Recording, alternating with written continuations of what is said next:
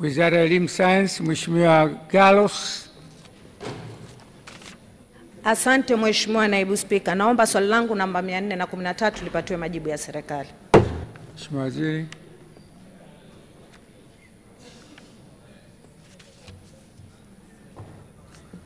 Mheshimiwa Naibu Spika, serikali inatambua umuhimu wa kuboresha mazingira ya kufundishia na kujifunzia kwa watu wenye mahitaji maalum.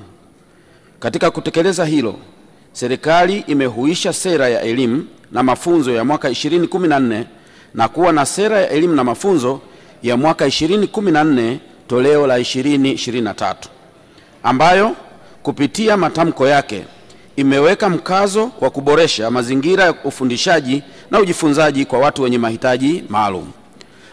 Mheshimiwa Naibu Spika, serikali pia imeendelea kuweka mazingira wezeshi kwa watu wenye mahitaji maalum kwa kutoa miongozo mbalimbali ikiwemo mwongozo wa uanzishaji na uendeshaji wa elimu kwa wanafunzi wenye mahitaji maalum na mkakati wa taifa wa elimu jumuishi wa mwaka 2021-22 mpaka 2025-26.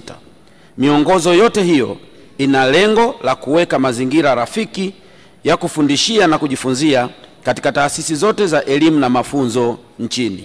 Nakushukuru sana Mheshimiwa Naibu Spika. Mheshimiwa Gallos. Asante Mheshimiwa Naibu Spika kwa kunipatia nafasi hii. Naomba niulize swali moja la nyongeza. Nashukuru Mheshimiwa Naibu Waziri kwa majibu mazuri.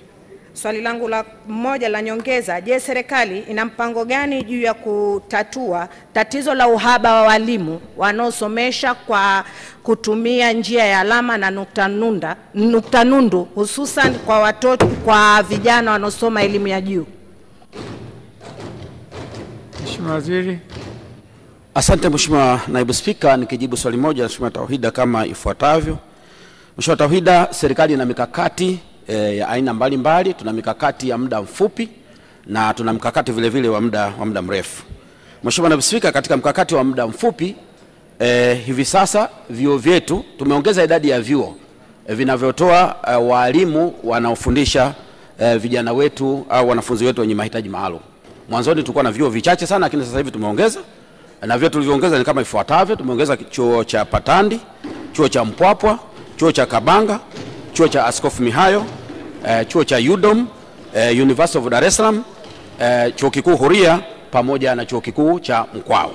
Kwa hivyo hivi sasa vinatoa elimu hii kwa walimu wale ambao wako vyuoni kwa lengo la kuhakikisha kwamba tunapata walimu wenye taaluma ya kutumia lugha za alama na mambo kama hayo. Lakini mkakati wetu wa muda mrefu ni maboresho ya sera pamoja na mitaala yetu.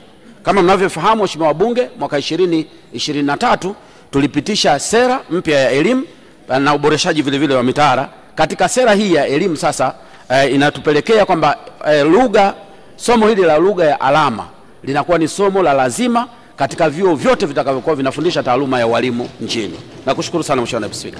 Mheshimiwa, tunaendelea. Mheshimiwa